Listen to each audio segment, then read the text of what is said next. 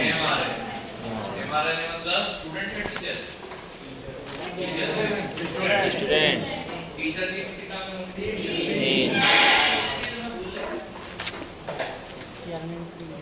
RNA डालो types of nucleic acid, types of nucleic acid.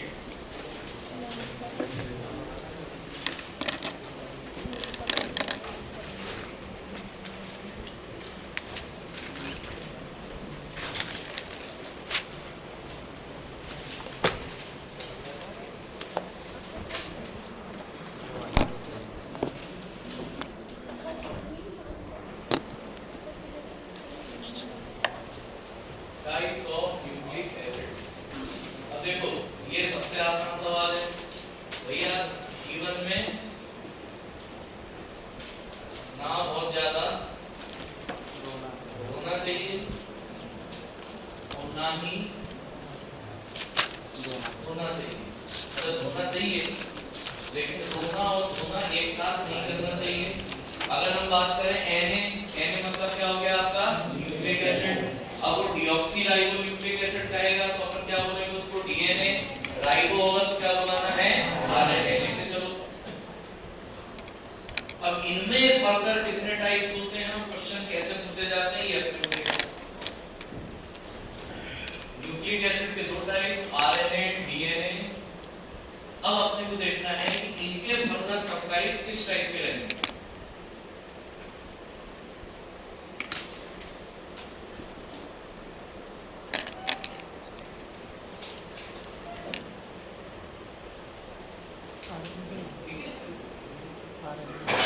एक हो गया आरएनए, एक हो गया डीएनए। अगर एनए लिखा है मतलब समझ जाना बेसिकली न्यूक्लिक एसिड का नेचर कैसा होता है? पॉलीमर। अब जरा ध्यान से देखो, अपन स्टार्ट करते हैं सबसे जरूरी पार्ट यानी कि डीएनए से। अब ये डीएनए कैसे बनता है, कंपोजिशन, कंस्टिट्यूशन, ये सब अभी मैं बताऊंगा बाद में। पहले इनके टाइप्स पढ़ लो, जहां से क्वेश्चन आते हैं अपन वो वाला टॉपिक कवर कर लेते हैं। अगर हम डीएनए की बात करें, सिर्फ डीएनए, बेटा कितने टाइप के डीएनए पॉसिबल है? कितने टाइप के डीएनए पॉसिबल है? नॉर्मली बच्चे लोग क्या समझते हैं, या तो होगा वो सिंगल स्ट्रैंडेड डीएनए, आप लोगों ने सुना होगा ना, एक होता है सिंगल स्ट्रैंडेड डीएनए, एक क्या हो जाता है सिंगल स्ट्रैंडेड। आज के बाद हम उसको शॉर्ट फॉर्म में कैसे लिखने वाले दादा? एसएसडीएनए। अगर मैं आपके सामने लिख रहा हूं डबल स्ट्रैंडेड, उसको आप लिख लेंगे किस तरीके से? डीएसडीएनए। ये दोनों ही कॉमन चीजें लिखते चलो फटाफट। सिंगल स्ट्रैंडेड हो गया, डबल स्ट्रैंडेड हो गया। Single stranded DNA, double stranded DNA.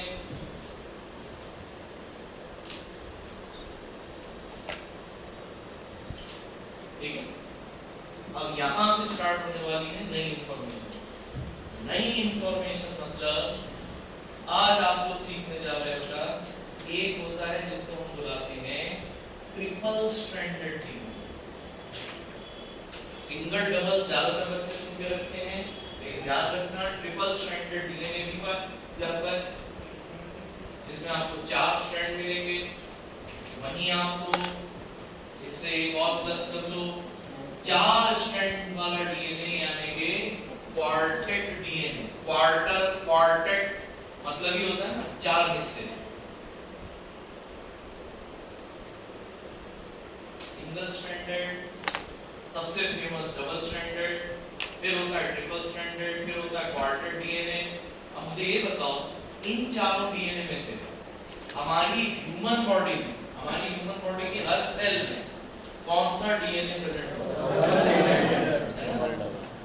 यानी ह्यूमंस की अगर हम बात करें तो ज्यादातर बच्चे कहते हैं कि इनमें से एक डीएनए प्रेजेंट होगा ह्यूमन बॉडी में जिसको हम बुलाते हैं डबल स्ट्रैंडेड। सबसे बड़ा झूठ है। आज के बाद ध्यान रखना, इन चारों में से अगर तुम एक को छोड़ दो तो बाकी तीनों तुमको ह्यूमन बॉडी में दिखाई देंगे। तो सबसे पहली गलतफहमी यही दूर करते चलना, ये नहीं होता बेटा कि सिर्फ डबल स्ट्रैंडेड डीएनए प्रेजेंट होता है। जो नहीं होता वो ये है, यानी अगर हम ट्रिपल स्ट्रैंडेड डीएनए को छोड़ दें तो बाकी सारे डीएनए ह्यूमन बॉडी में पाए जाते हैं। जहां ये बना है उसी के नीचे लिख लें आप लोग। After that triple stranded DNA, other than triple stranded DNA, other than triple stranded DNA,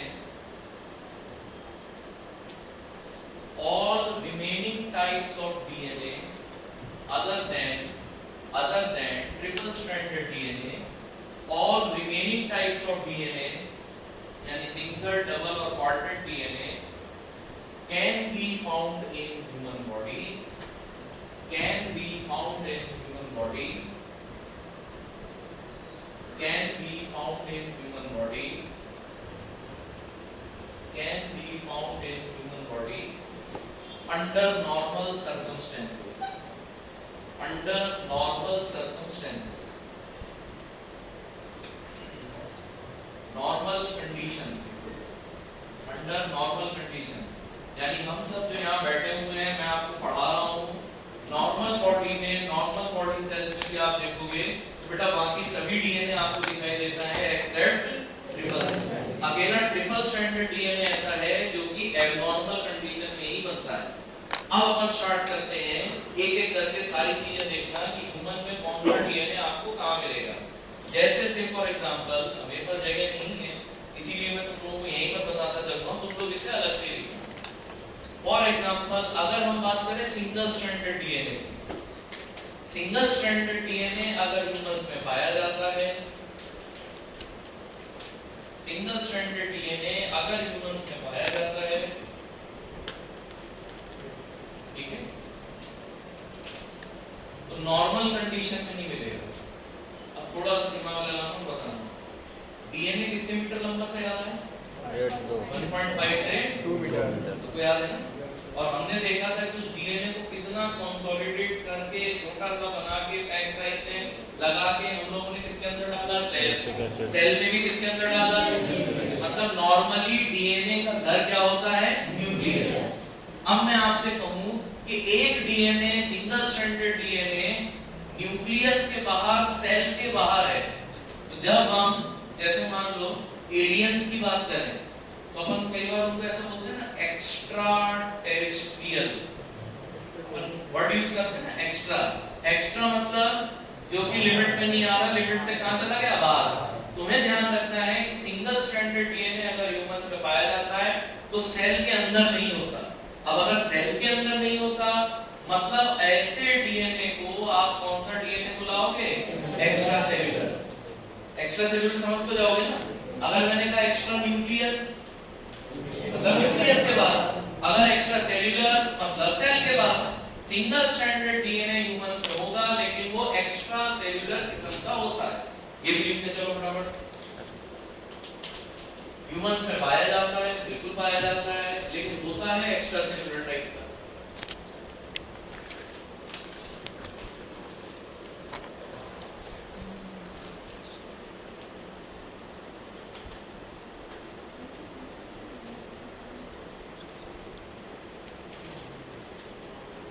ठीक है,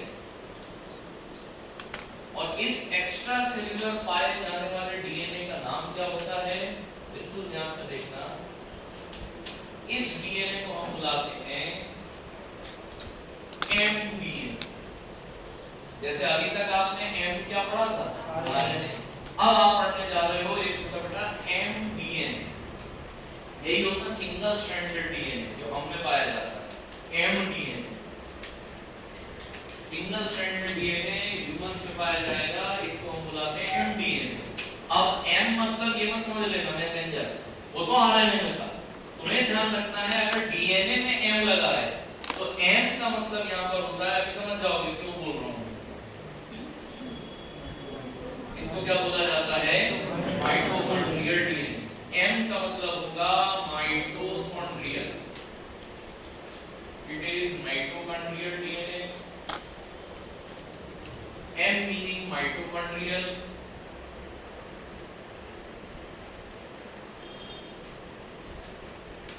ठीक है। प्लस जल्दी बताना, ये जितने भी डीएनए होते हैं ये हमको कहां से मिलते हैं? हमारे शरीर में डीएनए कहां से आता है? Amino acid, nucleotides. Genetic, genetic हमें कहां से मिला? रखना भैया कि अगर कभी क्वेश्चन आया, ठीक है, नॉर्मल डीएनए तो मदर से भी आ सकता है, फादर से भी आ सकता है, मिक्स हो जाएगा, लेकिन अगर तुमने पूछा या किसी ने पूछा कि एम डीएनए कहां से आएगा, अब जल्दी बताओ क्या लगता है कहां से आना चाहिए? मदर। बस उसी को ध्यान रखना, एम से माइटोकॉन्ड्रियल, और ये तुमको एम फॉर कहां से मिलेगा? मदर से, ऑब्टेन्ड फ्रॉम मदर। एम से माइटोकॉन्ड्रियल, एम से ही याद रखना मदर, obtained from mother।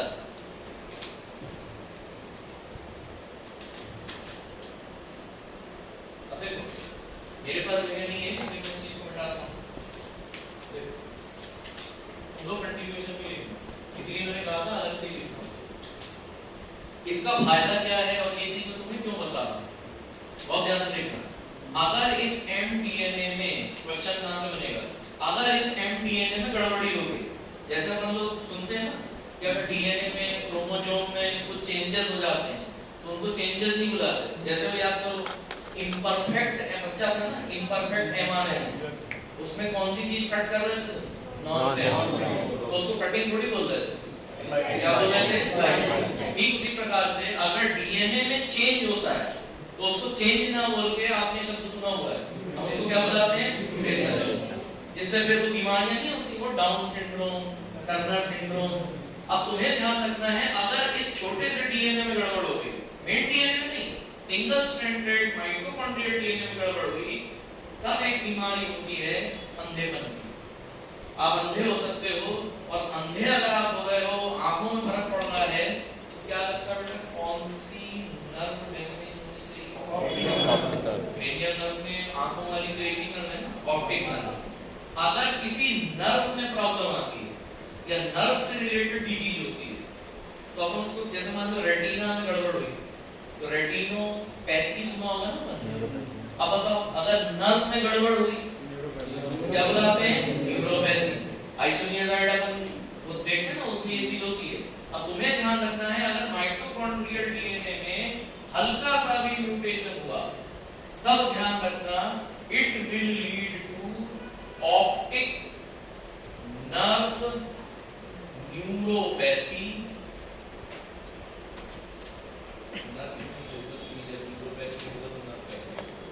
इसको बोला जाता है ऑप्टिक न्यूरोपैथी। अगर माइटोकॉन्ड्रियल डीएनए में जो कि तुमको तुम्हारी मदद से मिला है, इसमें हल्का सा भी म्यूटेशन हुआ, इफ म्यूटेशन अकर, तब हमको होगी ऑप्टिक न्यूरोपैथी। ध्यान रखना। और जिसने इस चीज को सबसे पहली बार देखा था उसने उसको अपना नाम भी दे दिया। अब तुम्हें ध्यान रखना है साइंटिस्ट का नाम था लेबर, वहां से नाम निकल के आया लेबर्स ऑप्टिक न्यूरोपैथी। इस बीमारी को बोला जाता है labours optic neuropathy. Labours optic neuropathy, famous है, ध्यान रखना। Labours optic neuropathy.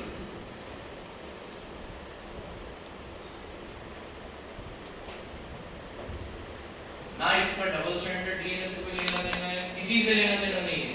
Labours optic neuropathy होगी, मतलब समझ जाना अगर गड़बड़ी होगी तो कौन से डीएनए में होगी? एमडीएनए। इतना क्लियर हो गया? ये हो गया हमारे सिंगल स्ट्रैंडेड डीएनए का काम। अब आ जाओ डबल स्ट्रैंडेड में टाइम लगेगा, बड़ा है, हम लिखते हैं क्वार्टेट डीएनए। हेडिंग डाल देना क्वार्टेट, या क्वार्टेट से भी पहले ऐसा लिख दो, तो पहले ये समझ ट्रिपल स्ट्रैंडेड, इसको थोड़ा पेश करना है।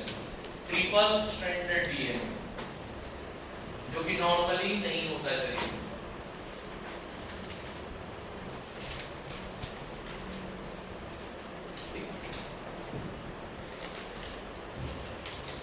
अब जब मैं बोलूं कि ये है ट्रिपल स्ट्रैंडेड डीएनए, तब मानना कि ट्रिपल स्ट्रैंडेड डीएनए तुम्हें बताया गया।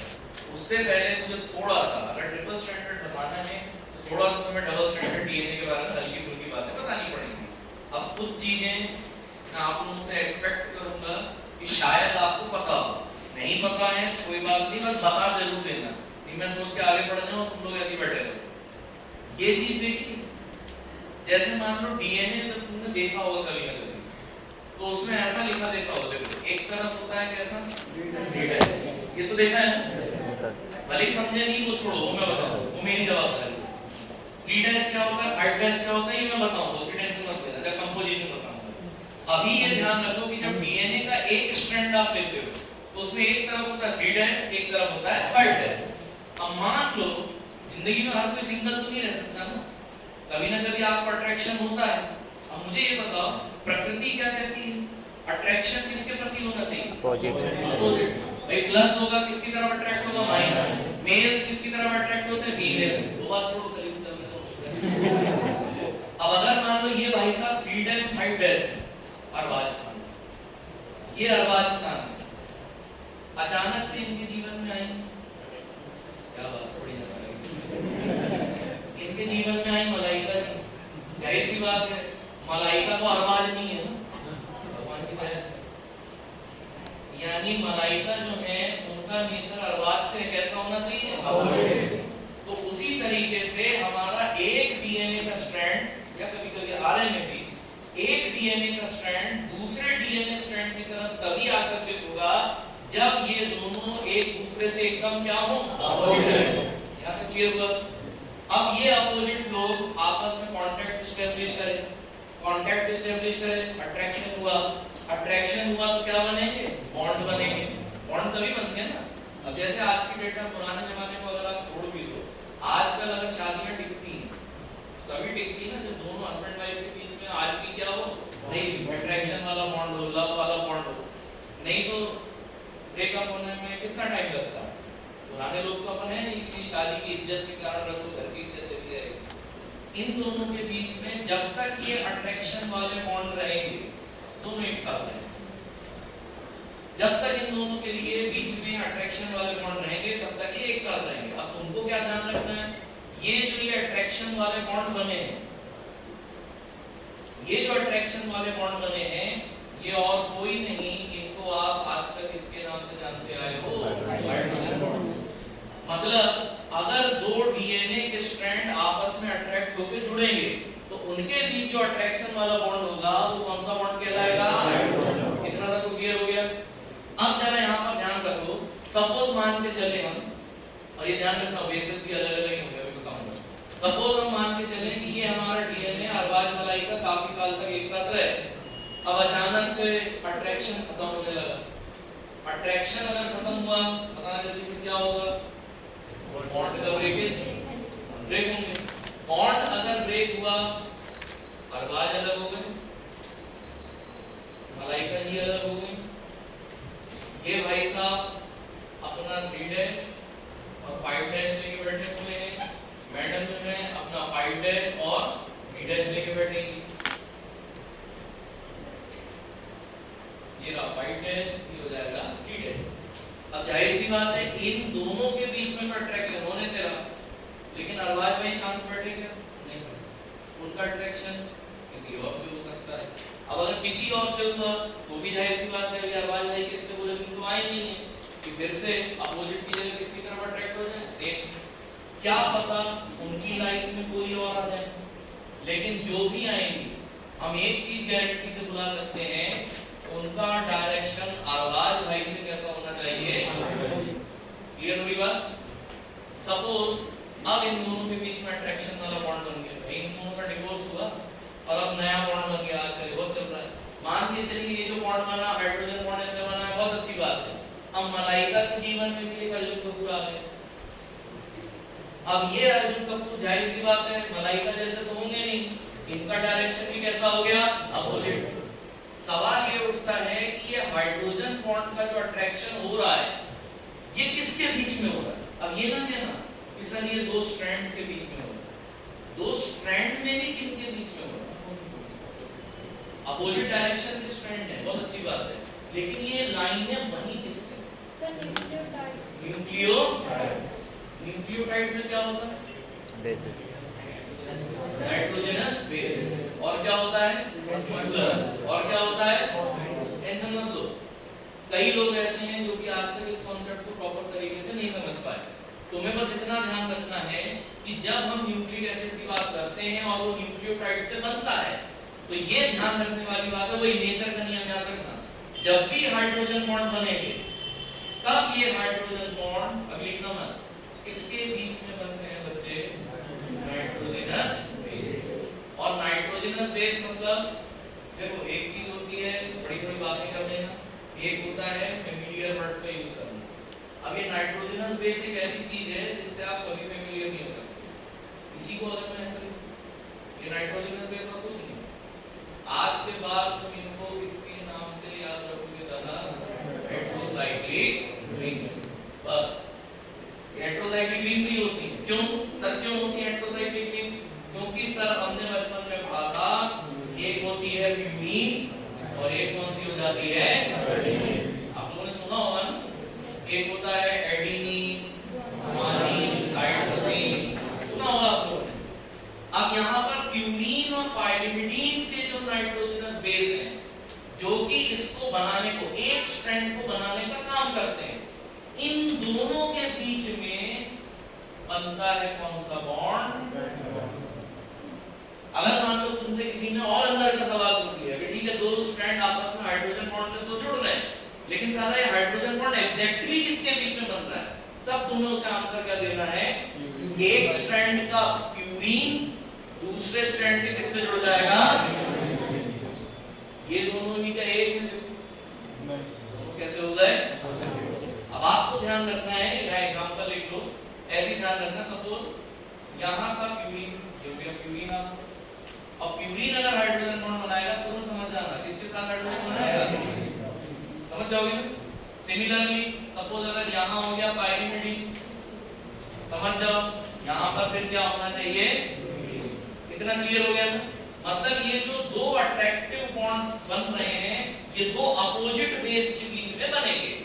अब ये कितने होते हैं और किस किस बेस के बीच में बनते हैं, उसको सिर्फ एक छोटी सी ट्रिक से अभी बता दे रहा हूँ, बाद में एक्सप्लेन करके बताऊंगा। जब तक मैं कह नहीं देता कि 100% पूरा हुआ, तब तक आपको नहीं मानना है। अब जरा ध्यान से देखो, ये बना लिया सबने? बनाओ, पहले ये बना लो, उसके बाद मैं एक पॉइंट लिखवा देता हूँ, हमेशा के लिए प्रॉब्लम सॉल्व आपकी।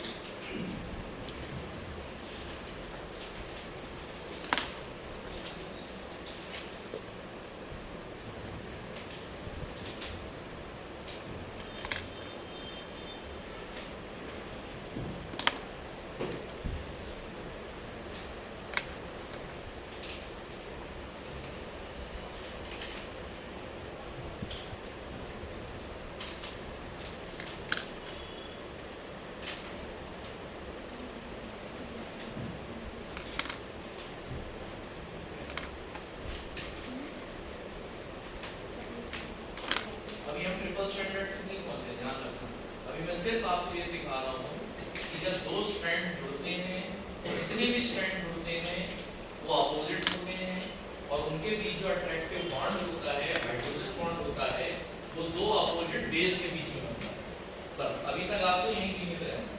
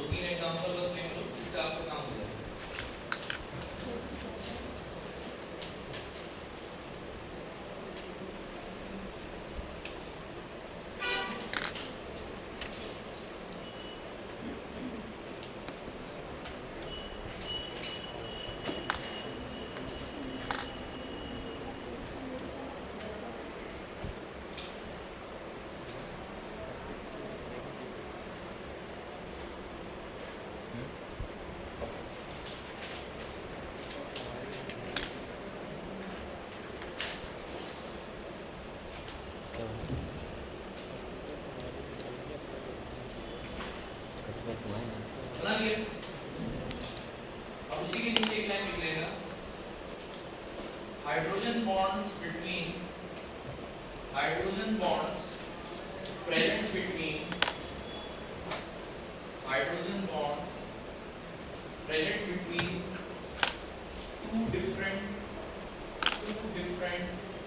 DNA strands present between two different DNA strands are formed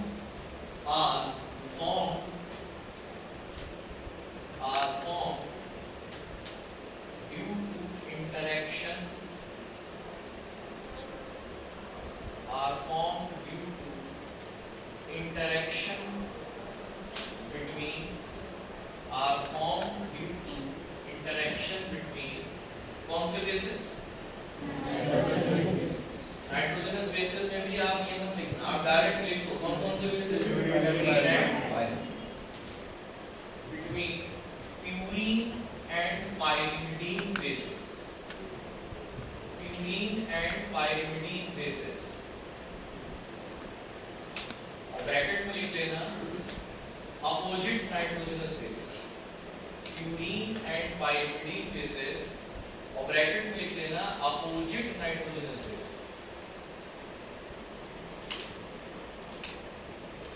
opposite nitrogenous base.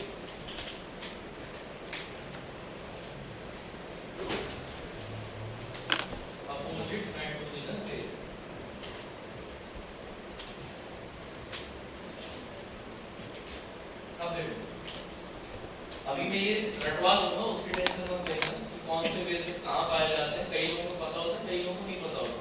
तुम सिर्फ इतना ध्यान रखना, अगर मान लो एक बेस है, अगर मान लो एक बेस है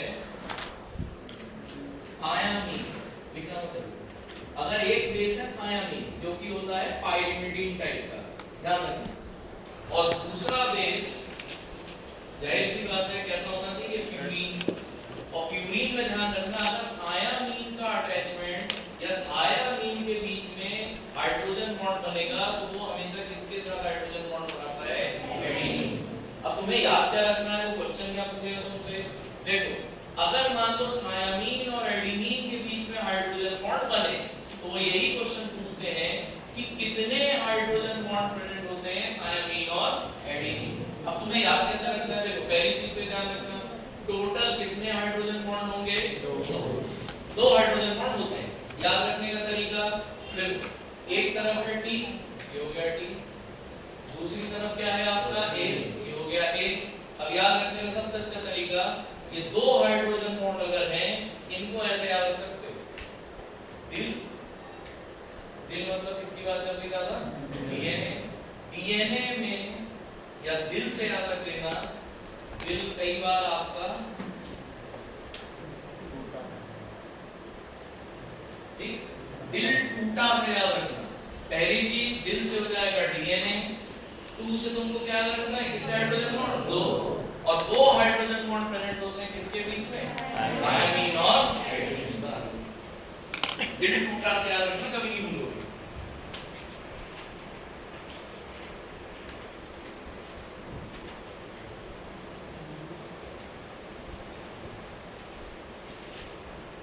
hydrogen bond present between thymine and adenine. अब एक चीज और देख लो, मैंने तो उससे बोला था कि थायमीन मत देखो, इसकी स्पेलिंग देखो ध्यान से,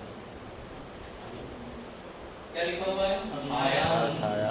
अब तुम्हें ध्यान रखना एक चीज और, ज्यादातर लोग यहीं पे कंफ्यूज होते हैं, कभी भी अगर ऐसा थायमीन लिखा हो ना तो समझ जाना ये डीएनए वाला थायमीन नहीं होगा। अगर डीएनए वाला थायमीन होता है तो वो हमेशा तुम्हें कैसा दिखाई देगा, इस टाइप का Y। अगर मान लो ऐसा थायमीन नहीं लिखा दिखता है तो इसको भैया डीएनए मत समझना। सुना है, विटामिन तो सुने होंगे ना तुमने, उसमें एक विटामिन सुना होगा विटामिन B1, उस B1 को अपन क्या बुलाते हैं, थायामीन, जबकि डीएनए में जो प्रेजेंट होता है उसको क्या बुलाते हैं, थायमीन। विटामिन B1 होता है थायामीन, डीएनए में जो प्रेजेंट होता है उसे हम कहते हैं थायमीन।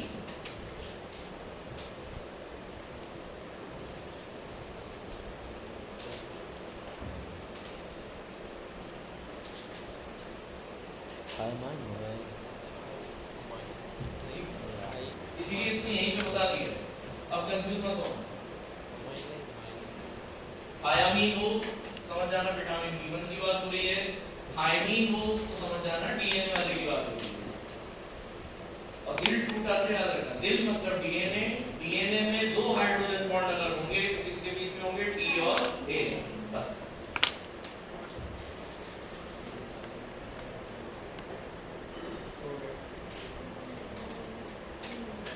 और अगर किसी को ऐसा लगे तो जो तुमने पहले सीखा था वो भी देखो, यहाँ पर प्रूफ हो गया। थायमीन को अगर तुम देखोगे तो ये तुम्हारा किस प्रकार का बेस होता है, पाइरीडीन। और वहीं अगर तुम एडेनिन को देखोगे तो ये किस प्रकार का बेस हो जाता है, यूरेनिन। और अपन ने पढ़ा था ना, अट्रैक्शन होगा तो सेम चीजों के बीच नहीं होगा, किसके बीच में होगा, अपोजिट। एक तरफ हो गया फ्यूरिन, एक तरफ हो गया पाइरीडीन। सिमिलरली उसी के नीचे बना लेंगे, जहां तुमने टी और ए लिखा है वो उसी के नीचे बनाना। देखो एक तुमने और सुना होगा, सी मतलब साइटोसिन, जिन्हें पता है अच्छी बात है, नहीं पता टेंशन मत लो। और दूसरा तुमने सुना होगा ग्वानिन। अब याद रखना साइटोसिन ये भी थायामीन के की तरह पाइरीडीन बेस होता है, ग्वानिन को देखोगे तो ये भी कैसा होता है, फ्यूरिन। दोनों के बीच में क्या होगा, डबल बॉन्ड। लेकिन यहाँ जो डबल बॉन्ड होंगे वो कितने हो जाते हैं, 3।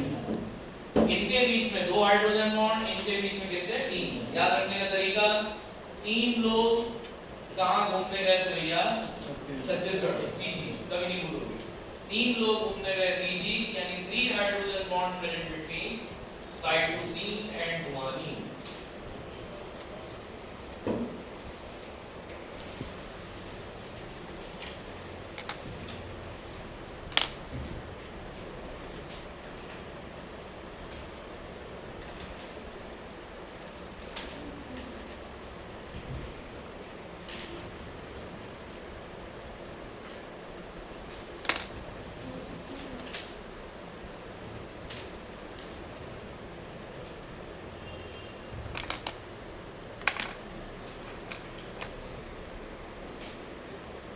क्लियर हो गया। अब इमेजिन करो अगर ये दोनों आपस में अट्रैक्ट हो रहे हैं तो जाहिर सी बात है ये जो सिस्टम होगा कितना होगा, इसको इमेजिन कर लो। ये कौन से स्ट्रैंड पे प्रेजेंट है, सपोज 3' फैक्टर, जाहिर सी बात है जो ये वाले होंगे वो किस में प्रेजेंट होंगे, 5' to 3'। ये रहा हमारा 5', सीधा बना लेना 3'। आज के बाद कभी नहीं भूलोगे कि अगर हाइड्रोजन बॉन्डिंग हो रही है डबल स्ट्रैंड के बीच में हो रही है तो किस प्रकार से होगी, बनाते जाओ। ये अभी डबल स्ट्रैंड बना,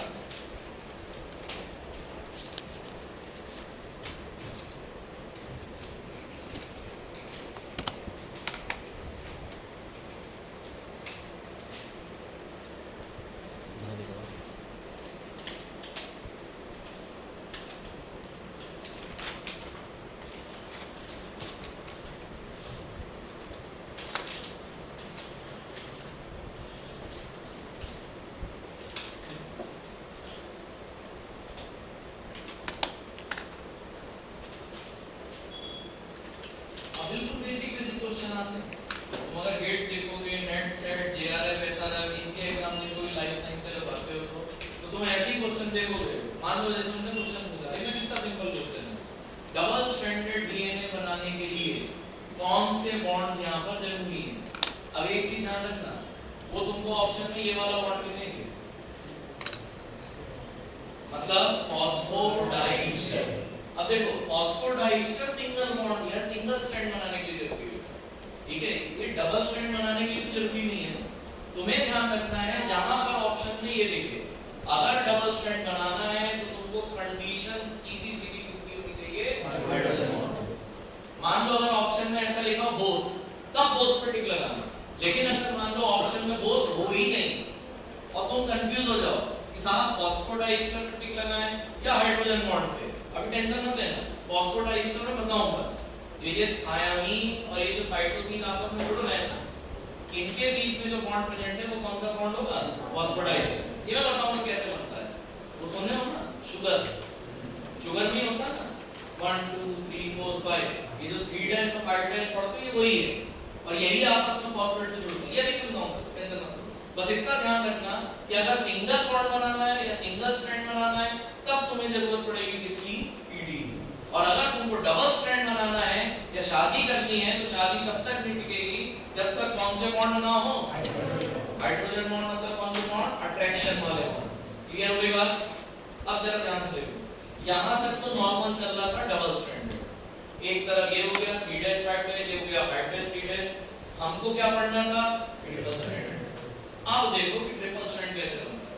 सपोज इसको मिटा दो, कोई टेंशन तो नहीं। देखो सपोज मान के चलिए ये T थे, ये A थी और दोनों के बीच में अच्छी खासी शादी ठीक ठाक चल रही थी, 2 बॉन्ड थे, नॉर्मल लाइफ है। अब इमेजिन करो A की बुद्धि भ्रष्ट हो गई, A की बुद्धि भ्रष्ट हो गई और पति पत्नी के बीच में पति पत्नी नहीं रहे, अब हो गया पति पत्नी और कौन आ गई, साली। अब जाहिर सी बात है एडिनिन जो है ऑब्वियस सी बात है किसकी तरफ आकर्षित होगा, थायमिन। लेकिन उसके जीवन में एक थायमिन होना चाहिए। वो क्या कर रहा है, देखो हर जगह एक पंथ दो काज अच्छी बात है, यहाँ पर एक पंथ दो काज अगर हुआ तो फिर एब्नॉर्मलिटी आ जाएगी ना। तुम्हें ध्यान रखना है, सपोज जो प्यार इनको इस टी को देना चाहिए था वो प्यार भाई ने किसको दे दिया, दूसरी टी को, तो ये तो गलत हो गया ना। इमेजिन करो ये वाली जो टी थी इनका था 3 डैश टू 5 डैश, जाहिर सी बात है इनका क्या होगा बच्चे, अब बताओ अब इसी में मैं थोड़ा सा और हेरफेर कर देता हूं, जरा देखना ध्यान से। सपोज अगर मैं साइटोसिन का भी एग्जांपल ले लूं यहां पे, अब देखना ध्यान से, ये था जी और ये क्या थी सी। इनके जो डी थे सुधरे हुए थे, क्यों, क्योंकि किसके साथ बॉन्ड बना के रखे थे, सी के साथ। अब अगर ये सी के साथ है और अचानक से इनकी देवी जी की या एक भाई साहब की लाइफ में एक और सी आ गई, अब ये बॉन्ड तो 3 ही बना सकते हैं, क्या करेंगे, एक बॉन्ड हटाएंगे और कहां दूसरे के साथ इनने यहां पर जोड़ दिया। अब मान के चलो भाई की लाइफ में अगर बैक साइड से कोई एंट्री हो रही है, फ्रंट साइड को पता नहीं चलना चाहिए, ऐसी नो एंट्री देखी, उसमें आपने नोटिस किया होगा कि अनिल कपूर और फरदीन खान अपनी बाइक से बड़ा प्यार करते हैं, अनिल कपूर और फरदीन खान अपनी बाइक से बहुत मतलब जेन्युइनली बड़ा केयर करते हैं, लेकिन उनकी हमेशा लड़ाई होती रहती है। वहीं सलमान खान वो आते हैं, उनके एक नहीं 10-10 अफेयर चल रहे होते हैं और उनकी वाइफ से उनकी सबसे अच्छी बनती है, तो वो क्या बोलता है कि अगर तुम एक्स्ट्रा मैरिटल अफेयर करोगे तो कम से कम तुम अपनी चड्डी बचाने के लिए अपनी वाइफ को एक्स्ट्रा एफर्ट लगा के दिखाओगे, तो वाइफ फिर ऑटोमेटिकली खुश रहेगी। अब अगर इनके जी किसी और तरफ जाके मुंह मार रहे हैं, ऑब्वियस सी बात है ये अपनी वाइफ को हद से ज्यादा क्या देने की कोशिश करेंगे, नहीं तो वाइफ पकड़नी नहीं कभी ना कभी। आ रही बात समझ में? आपको ध्यान रखना है इस केस में, यानी इस केस में अगर 3 स्ट्रैंड की नौबत आई तो समझ जाना जिसके पास डबल बॉन्ड होगा उस सी पे आपको कौन सा चार्ज लगाना है। अब क्लियर हुई बात? बस इसको यहां से खींच दो, कहानी पूरी की पूरी वही रहेगी। जहां कंप्लीट है यहां क्या हो जाएगा, यहां क्या हो जाएगा, यहां क्या हो जाएगा। अब जरा देखो कितने स्ट्रैंड दिखाई दे रहे हैं आपको, इसको हम बुलाते हैं ट्रिपल स्ट्रैंडेड बना। सबको कहते हैं बार इसका सिंगल बॉन्ड में चार्ज, बार वाले से काम। सिंगल बॉन्ड में चार्ज, देखो सिंगल बॉन्ड है मतलब मान के चलिए कि ऑटोमेटिकली उसकी वैलेंसी जो है वो हद से ज्यादा नहीं जाएगी। इसको बेटा ऐसे समझो, जब तक नाइट्रोजन था, नाइट्रोजन की कितनी वैलेंसी थी बेटा, 3। आपने मान लो NH3 बनाया, तब तक तो कंडीशन नॉर्मल है, लेकिन अगर मान के चलो मैं यहाँ एक एक्स्ट्रा हाइड्रोजन घुसा दूं तो हमें यहाँ पे क्या लगाना पड़ता है, ये भी बात। इनको अब आपको एक्स्ट्रा एफर्ट देना पड़ेगा, याद रखिए जिस सी की तरफ एक्स्ट्रा एफर्ट आएगा समझ जाना वहां पे प्लस चार्ज लगेगा, नहीं माइनस चार्ज कहीं नहीं लगेगा, माइनस चार्ज कहीं नहीं लगेगा, क्योंकि बेटा जब हाइड्रोजन बॉन्ड बनते हैं ना तो उसके लिए दो चीजों की रिक्वायरमेंट है, एक तो हाइड्रोजन होना चाहिए किसी के पास और एक किसी के पास लोन पेयर होना चाहिए। अब लोन पेयर अगर पड़ा हुआ है और वो कहीं से इंटरेक्ट नहीं कर रहा तो क्या लोन पेयर को अपन माइनस चार्ज से इंडिकेट करें। जैसे सपोज नाइट्रोजन है, ये रहा तुम्हारा अमोनिया वाला NH3, अब इस NH3 पे ऑलरेडी लोन पेयर पकड़ा हुआ है, लेकिन हम उसको माइनस तो नहीं बताते ना, क्यों? क्योंकि वो ना सिग्मा है ना पाई है, वो क्या है? Lone pair. ठीक, इसलिए यहाँ आपको माइनस लगाने की जरूरत नहीं है। हाइड्रोजन बॉन्ड जितने भी बनते हैं हमेशा ध्यान रखना लोन पेयर और हाइड्रोजन के बीच में इंटरेक्शन के कारण होने, ध्यान रखना।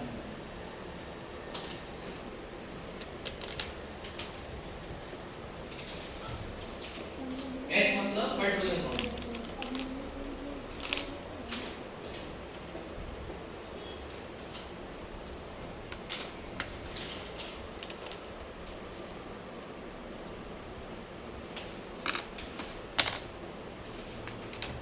अब देखो ये नॉर्मल चीज तो नहीं रही, नॉर्मल हमेशा तब कहते हैं जब कितने स्ट्रैंड से प्रेजेंट होते हैं? दो स्ट्रैंड।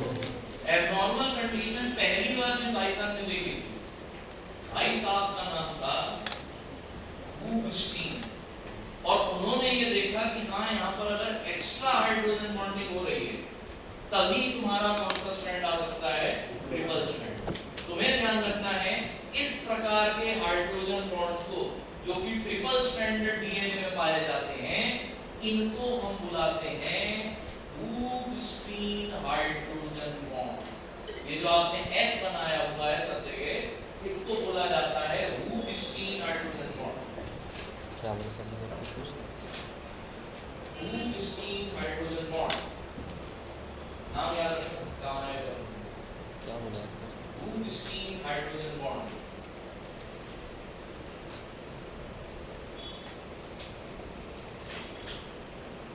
बूबस्टीन हाइड्रोजन बॉन्ड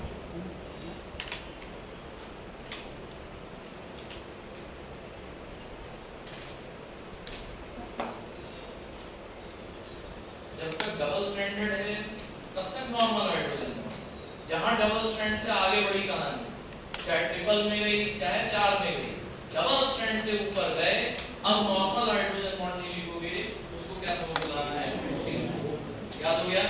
मान लो अगर माइटोकॉन्ड्रियल डीएनए में जब गड़बड़ हो रही थी, क्या खराब हो रही थी आपकी? ऑप्टिक नर्व यानी ऑप्टिक न्यूरोपैथी, उसका नाम क्या पढ़ा था तुमने?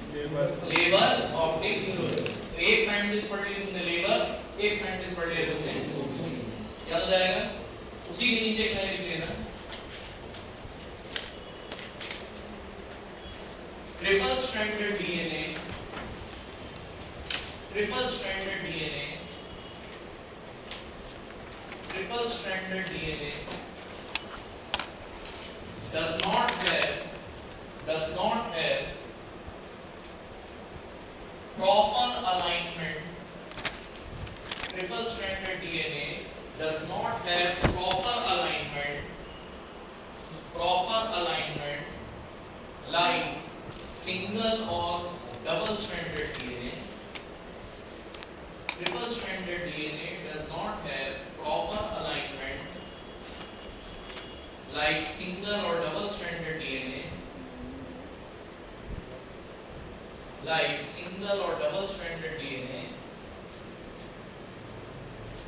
इसीलिए अगर गलती से भी ट्रिपल स्ट्रैंडेड डीएनए बना, ध्यान रखना, अगर गलती से भी ट्रिपल स्ट्रैंडेड डीएनए बना, तब हम कहते हैं हमारा डीएनए नॉर्मल डीएनए ना होके उसको अब आप क्या बुलाते हो?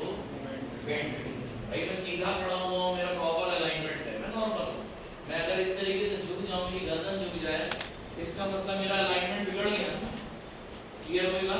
इसको बुलाया जाता है बेंट डीएनए।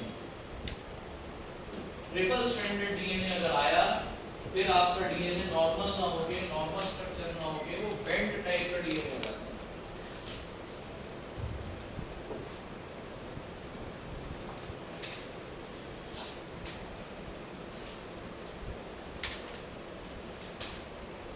इसको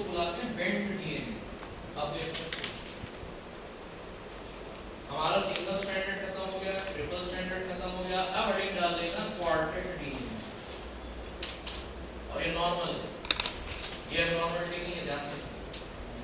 क्वार्टेट डीएनए यानी 4 स्ट्रैंडेड डीएनए,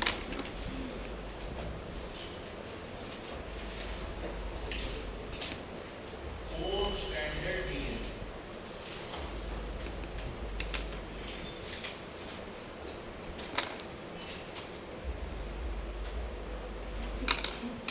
चार स्ट्रैंड वाला डीएनए। अब यहाँ पे मैं आप ही के अनुभव को उठा रहा हूँ, सबसे इजी तरीका हमेशा के लिए दिमाग में बैठ जाए। तुम लोगों ने अंडर कंस्ट्रक्शन बिल्डिंग को बनते हुए देखी होगी, उसमें अपन देखते हैं कि जब ये लोग कॉलम खड़ा करते हैं बिल्डर्स, तो कॉलम खड़ा करते समय जो टीएमटी बार्स होती सरियाएं होती हैं, उनको आप देखते हो ना कि वो चार के उसमें यूं लगाई जाती है, और ऐसे ही किसी ने लगा के छोड़ दिया 1 2 3 4, उनको फिर क्या करते हैं, बस उस चीज को ध्यान रखना, आपको क्वार्टर डीएनए हमेशा के लिए समझ में आ जाएगा। देखना ध्यान। सपोज मान के चलो,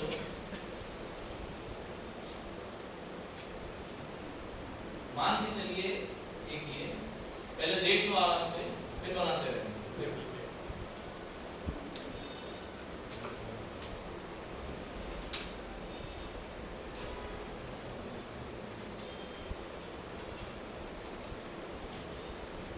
ये हो गया भाई 4 सरियां, यानी 4 स्ट्रैंड।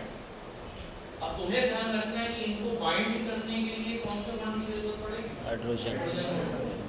लेकिन हाइड्रोजन में भी कौन सा हाइड्रोजन बॉन्ड, क्योंकि 2 से आगे बढ़ गई बात। वहां पर जब हाइड्रोजन बॉन्डिंग हुई थी पहले, तो जब T था, T किससे मिल रहा था, A से, C था किससे मिल रहा था, G से। यहां पर पानी बिल्कुल अलग है, इसलिए स्पेशल केस है, बहुत ध्यान रखना। अगर 4 स्ट्रैंडेड डीएनए बनेगा तो सिर्फ और सिर्फ एक बेस की रिक्वायरमेंट होती है, जिसको आप क्या बुलाते हो, बस। ग्वानिन किसी से नहीं जुड़ता, तो ये सोचो कि ग्वानिन सी से जुड़ेगा, ऐसा नहीं होता। आप नोटिस करोगे तो कुछ ऐसा दिखाई देगा, पहले देख लेना ध्यान से, फिर बनाते हैं।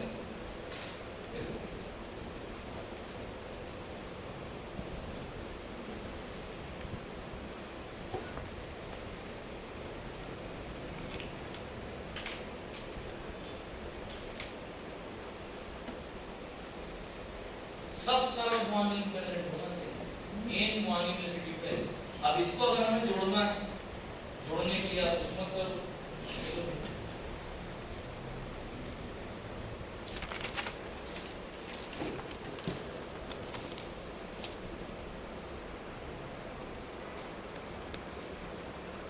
तुम लोगों को पहले एक्सप्लेन कर दिया था, सरिया, सरिये को आप क्या करते हो, बांध देते हो।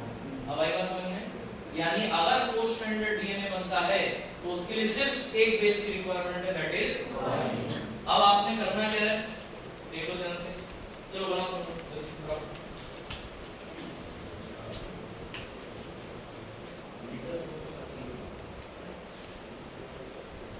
थोड़ी सी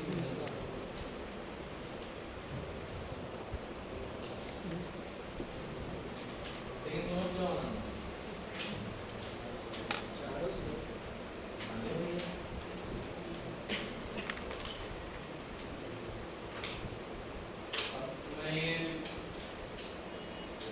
सिर्फ लड़कों को दे रहा हूँ, आपको पूरा बनाना है। तुम लोग लाल नीला काला हरा पीला सारा पेन लेके पढ़ते हो, हमारे साथ ऐसा लगता नहीं होता। तुम लोगों को अगर ऐसा लगे, तुम बस एक काम करो, कितना लिख लेना, quarter DNA is of 2 type, लेकिन सब तुम लोगों के लिए सिर्फ पूरा बनाना है, quarter DNA are of 2 type, बस।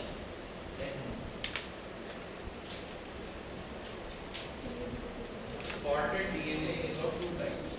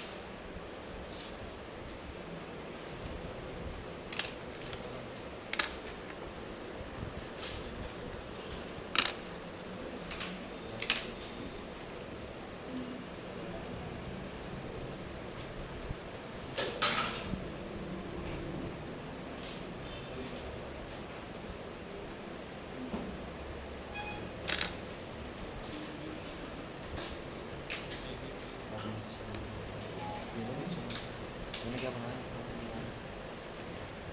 हाँ डायग्राम दोनों बढ़िया बनाया मेरे को लंच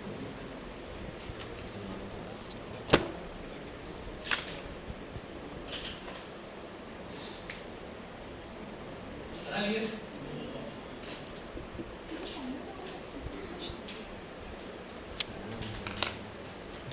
अब बस इसका स्ट्रक्चर ये एब्नॉर्मल है। शरीर में तुम्हारे बहुत जरूरी काम करता है क्वार्टर टी सबसे जरूरी काम। चलो देखो, अगर हम बात करें कि यहाँ तुमको मान लो स्ट्रैंड का डायरेक्शन बताना हो, अब यहाँ 3 और 5 नंबरिंग नहीं होती, 3 डैश 5 डैश 5 डैश 3 डैश ये डायरेक्शन माना जाता है।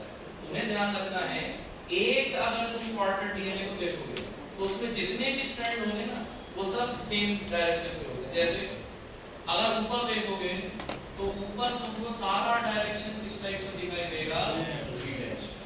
जाहिर सी बात है, नीचे की तरफ सारा डायरेक्शन कैसा हो जाएगा, 5 डैश। अब मुझे ये बताओ, जब यहाँ पर कोई अपोज वाला नहीं है, अपोज मतलब उल्टा काम नहीं हो रहा, विपक्षी ही नहीं है पूरी तरीके से, इसका मतलब जब कोई एक दूसरे की काट नहीं करेगा, मतलब इस स्ट्रैंड को हम और कौन से नाम से सुसज्जित कर सकते हैं दादा? तो एक क्वार्टर डीएनए होता है जिसको हम कहते हैं पैरेलल क्वार्टेट। आगे बात समझ में? अब जरा ध्यान से देखो, पहले देख लो फिर आराम से लिखते रहें। मान के चलो ये था, ये हो गया 3 डैश, ये हो गया 5 डैश। अभी तो ये सीधा सीधा है, इमेजिन करो, थोड़ा कल्पना के कुछ करना। देखो भाई, अगर मान के चलिए मैं इस चीज को सीधा ना रख के मैं ऐसा मोड़ दूं, मतलब मैं 5 डैश को नीचे के ऐसा ऊपर ले आऊं रबर बैंड की तरह, तो कुछ ऐसा नहीं दिखने लगेगा। हाँ, ये हो जाएगा तुम्हारा ऑलमोस्ट किस शेप का, यू शेप। अब अगर इन दोनों को आप कंपेयर करो, दोनों एक दूसरे के आमने सामने आ गए, अरे कई बार एक दूसरे के सामने आ गए और दोनों एक दूसरे को अब क्या कर रहे हैं एक तरीके से, अब ये कंडीशन तुम्हें देखने को मिलेगी यहाँ। कैसे? बहुत ध्यान से देखो। सपोज ये जो स्ट्रैंड था इसको तुमने बोल दिया, अब कायदे से देखा जाए नीचे की तरफ, और यहाँ तुम बना लो कैसा, यू शेप। देखो स्ट्रैंड को देखा हमने और यहाँ कैसे बना दिया, यू शेप। अब ये ऊपर की तरफ सीधा चलता चला जा रहा है, जल्दी बताओ ये कैसा हो जाएगा, 5 डैश। क्लियर हो गया? बस सेम काम तुम्हें यहाँ भी करना है, यहाँ हो जाएगा या इसको उल्टा। इमेजिन करो दो टेस्ट ट्यूब एक दूसरे से कुछ इस तरीके से रखते हैं। अब यहाँ पर सपोज ये हो गया तुम्हारा 5 डैश, ये ऊपर गया, यहाँ से भाई साहब घूमे और इधर तुम्हारा क्या निकल के आ गया, 3 डैश। देखने में ऐसा नहीं लग रहा कि ये एक टेस्ट ट्यूब और पीछे हो गया दूसरा, दोनों एक दूसरे के जस्ट कैसे हैं, अब बताओ ये पैरेलल कहला सकते हैं क्या? No sir. इनको हम क्या बुलाते हैं बच्चे, एंटी पैरेलल। इनको आप बुलाएंगे एंटी पैरेलल।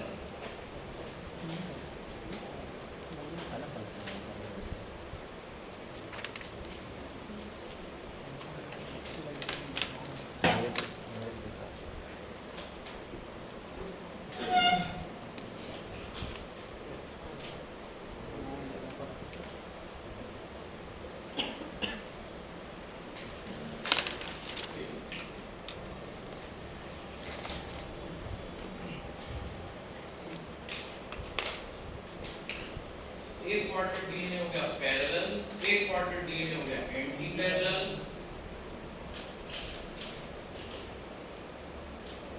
अब तुम तो बस इतना ही ध्यान रखना कि क्वार्टर डीएनए अगर होगा तो वो गुआनिन की वजह से ही बनेगा।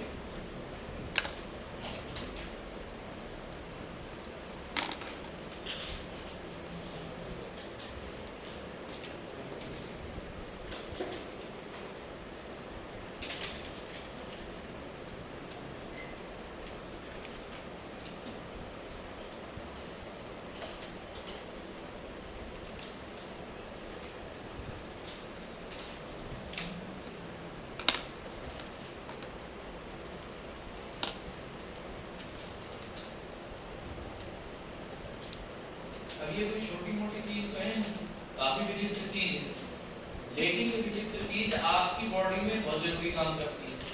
कहाँ पाई जाती है? जरा ध्यान से देखना।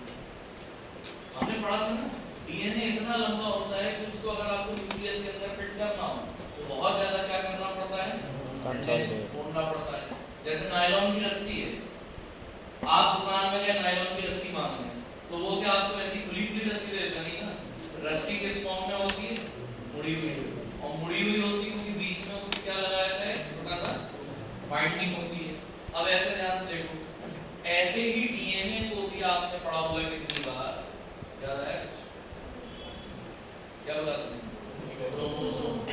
क्रोमोसोम और कुछ नहीं होता, डीएनए का ही कौन सा फॉर्म होता है? Condensed form. अब यहाँ जो आप क्रोमोसोम देखते हो उसमें क्या आप लोगों ने पढ़ा हुआ है, इसलिए पूछता हूं, क्रोमोसोम के अंत पे, एंड पोर्शन पे, ये जो ग्रीन कलर से मैंने हाईलाइट की है, इसको क्या कहते हैं? हिंट देता हूं, यही चीज अगर यहाँ होती बीच में सेंटर पे, हाँ, अगर ये चीज सेंटर में होती तो तुम इसको बुलाते हो सेंट्रोमियर, याद है?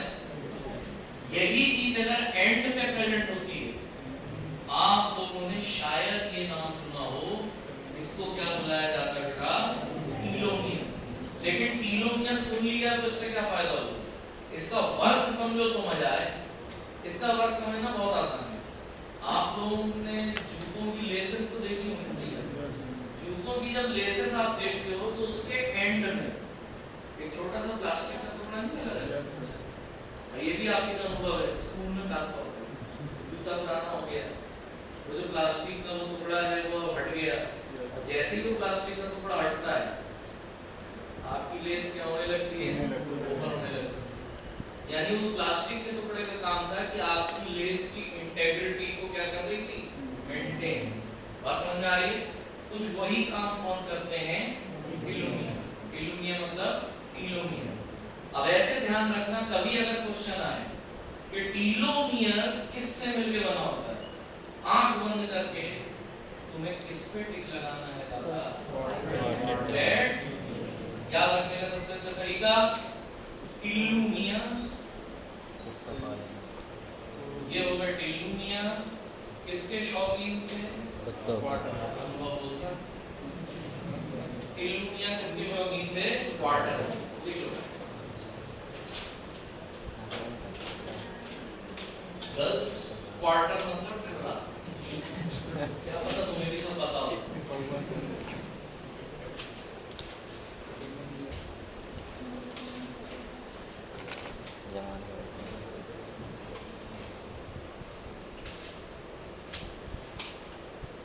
टीलोमियर में पाया जाता है quartet DNA. Telomere contains, telomere के पास क्वार्टर है, उससे याद रखना, टीलोमियर के पास क्वार्टर है, यानी telomere contains quartet DNA.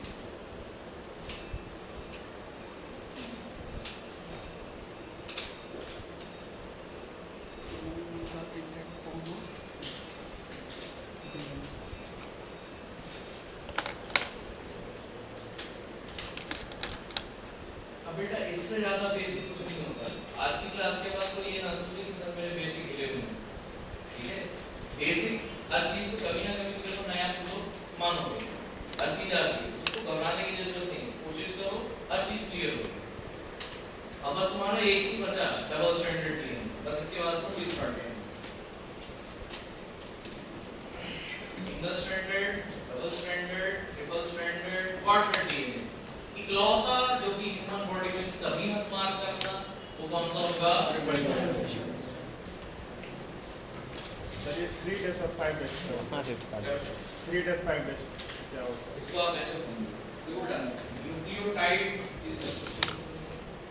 Nucleotide किससे मिलके बना होता है? देखो नाइट्रोजनस बेस, शुगर और फॉस्फेट। शुगर के पास अगर आप देखोगे ना, तो शुगर के पास OH ग्रुप बहुत सारे होते हैं, चाहे वो राइबोस शुगर ही क्यों ना हो, और उस OH ग्रुप को अगर आप देखोगे तो शुगर में वो second position, third position, fourth position, fifth position. अब उस शुगर को हम हम लोग जब नंबरिंग करते हैं तो करते हैं 2 डैश 3 डैश 4 डैश 5 डैश, तो कुछ नहीं, ये जो 3 डैश 5 डैश होता है ये और कुछ नहीं, किसकी बात चल रही भैया, 3 डैश का OH3 है, और नीचे अगर देखोगे तो फिर 5 डैश का OH। ये मैं आपको उसका और डिटेल में बताऊंगा जब कंपोजिशन होगा, ठीक है। अभी आपने पूछा तो बता दिया, बाकी लोग टेंशन मत लो। ये लिख दिया सबने, ये हमारा क्वार्टर डीएनए का काम खत्म। अब हेडिंग डाल दो डबल स्ट्रैंडेड डीएनए, सबसे इंपॉर्टेंट।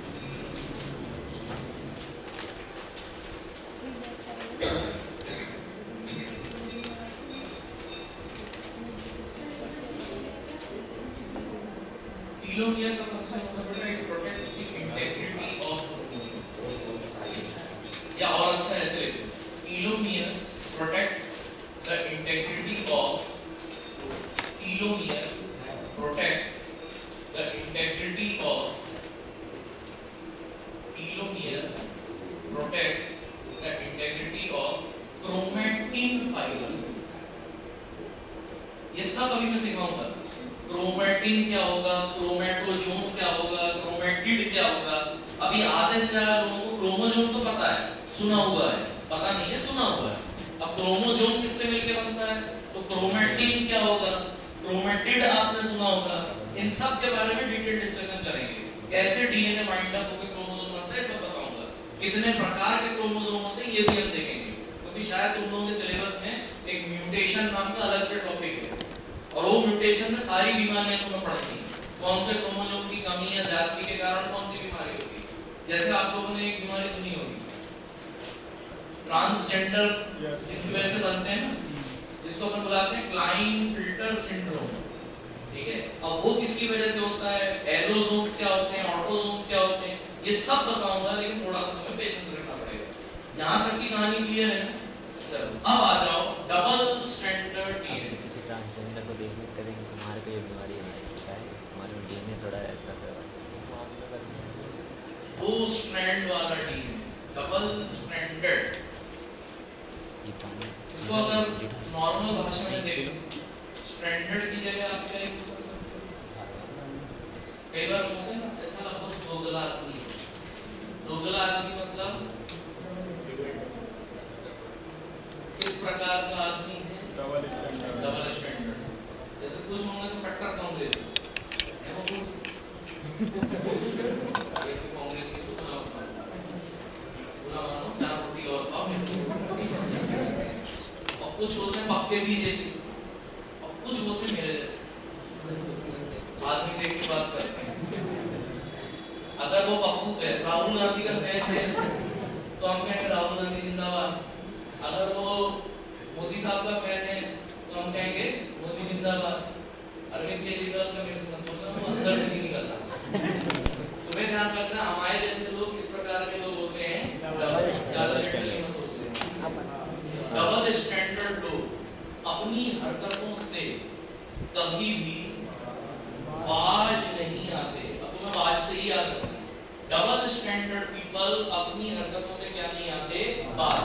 अब तुम्हें याद रखना है डबल स्ट्रैंडेड डीएनए के 3 प्रकार, और उसको याद करने का सबसे अच्छा तरीका टाइप बी, टाइप ए और type Z. Double stranded DNA 3 type का रहेगा, बी डीएनए, ए डीएनए, जेड डीएनए।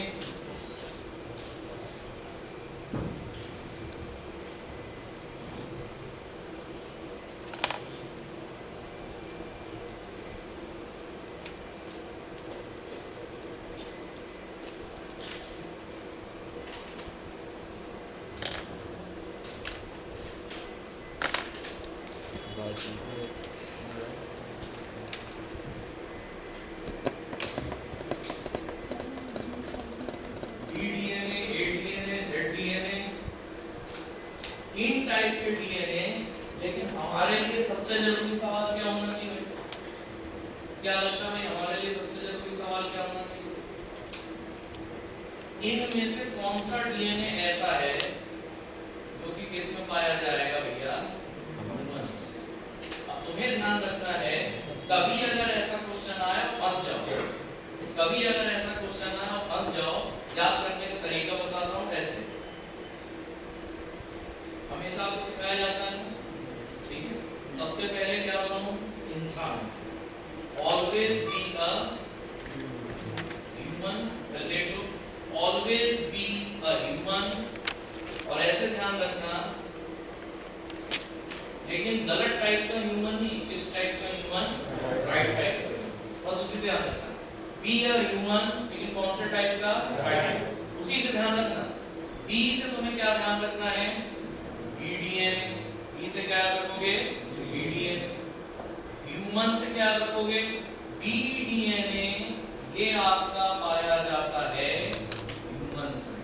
मतलब हमारी सेल्स में जितने भी सेल्स में जो टोटल स्टैंडर्ड डीएनए प्रेजेंट होता है, वो किस टाइप का डीएनए होता है बेटा, बीडीएनए। ये चीज ध्यान रखना। और हम ह्यूमंस चाहे गलत करें चाहे सही करें, हम अपने आप को हमेशा क्या साबित करते हैं, राइट। इसका मतलब है ह्यूमन में जो डीएनए पाया जाता है वो किस टाइप का डीएनए होता है बच्चे, राइट। पहले इसको देखो, मैं समझा रहा हूं राइट का मतलब क्या है। पहले ट्रिक से रट लो, उसके बाद मैं पूरा डिटेल में एग्जांपल के साथ समझा रहा हूं।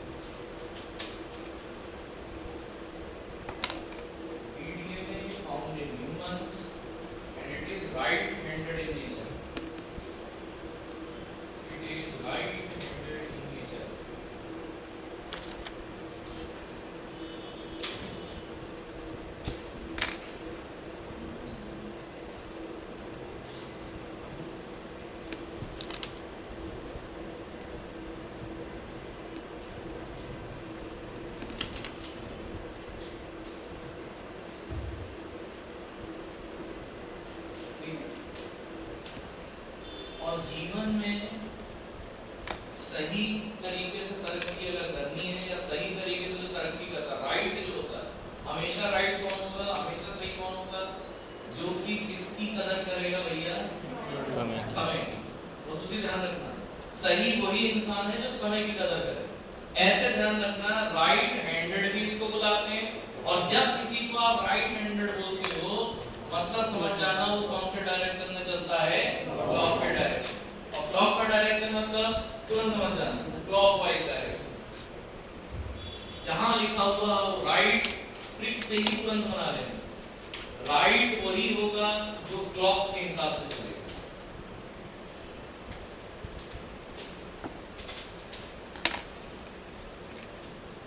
यानी क्लॉकवाइज जो चलेगा वही राइट होगा।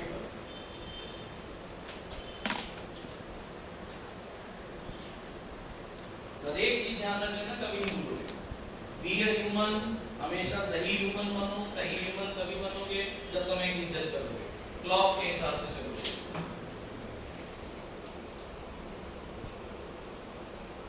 ये क्लियर हो गया सबका? अब आ जाओ एडीएनए। तुम्हें ध्यान रखना, अगर देखो बीडीएनए तुमने पढ़ लिया ना, तो तुम्हारा एडीएनए भी खत्म हो जाएगा। कैसे? ऑब्जर्व करना, बीडीएनए में अभी मैंने जितनी चीजें लिखाई हैं, बाकी नहीं, कुछ चीजें अभी नहीं भी आएंगी एक्स्ट्रा, लेकिन वो अभी नहीं बताऊंगा कि कितने न्यूक्लियोटाइड पर टर्न होते हैं, वो अभी बताने वाली चीज नहीं है। अभी जो पॉइंट मैंने लिखा है सेम टू सेम लिख लेना, बस एक चीज चेंज कर देना। जैसे बीडीएनए क्लॉकवाइज था ना, मतलब एडीएनए भी क्या हो जाएगा, क्लॉकवाइज। ये भी सेम टू सेम वैसे ही रहेगा। बीडीएनए क्लॉकवाइज का मतलब कैसा था, राइट हैंड। इसका मतलब एडीएनए भी कैसा होगा, राइट हैंड। अब आता है डिफरेंस। डिफरेंस क्या आएगा, बीडीएनए इसमें पाया जाता था ह्यूमन, एडीएनए जो पाया जाएगा ये पाया जाता है बेटा bacteria. A DNA is found in bacteria, ये right. A DNA found in bacteria.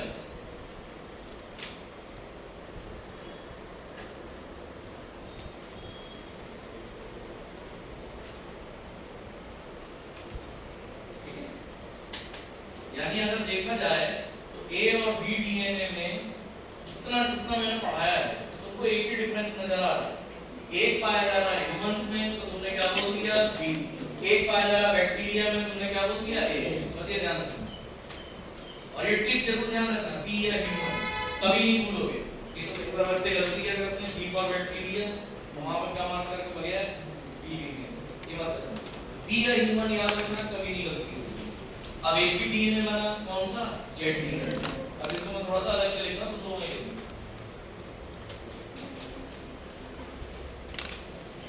इनका भाई साहब का जो नाम पड़ा था सबसे पहले जो खोजा गया था उसको नाम दे दिया ए, बैक्टीरिया में ले गया था। उसके बाद ह्यूमंस में देखा गया तो उन्होंने नाम दे दिया डी। फिर तीसरे खोजा गया ये, कायदे से देखा जाए इनका नाम क्या होना चाहिए सी, लेकिन वो सी डीएनए यहाँ नहीं आया, वो कहीं और आने वाला। अभी सी डीएनए को मत जाना, इनको फिर भी जेड डीएनए दे दिया गया। क्यों? इनके स्ट्रक्चर के कारण। जेड इनको नाम मिला due to its zigzag structure। Z नाम पड़ गया due to its zigzag structure।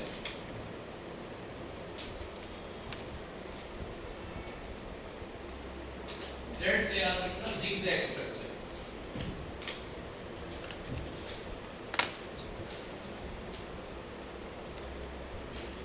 ये तो हो गई किताबी बात। अब Z से एक और चीज भी बता रहा हूँ, zigzag तो असली चीज है, अब एक ट्रिक वाली चीज बता रहा हूँ। तुम्हें ध्यान रखना है Z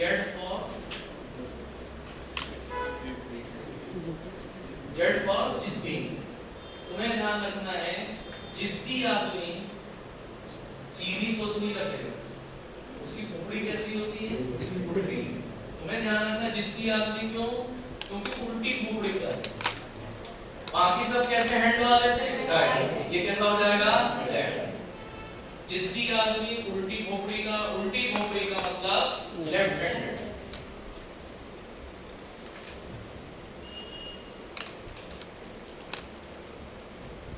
ठीक है, जिद्दी आदमी उल्टी खोपड़ी का, उल्टी खोपड़ी का मतलब लेफ्ट हैंडेड।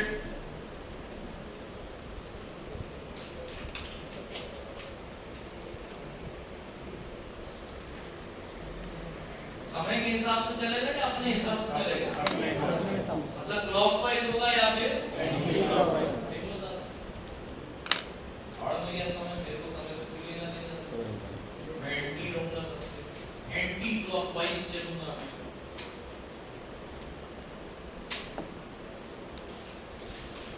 अब एक चीज बता दो, अब तुम बताओ जेड और एडीएन में एक चीज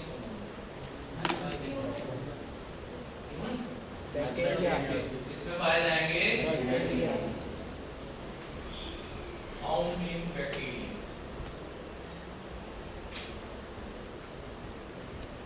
जबकि ह्यूमंस में क्या पाया जा रहा था, डीडीएन।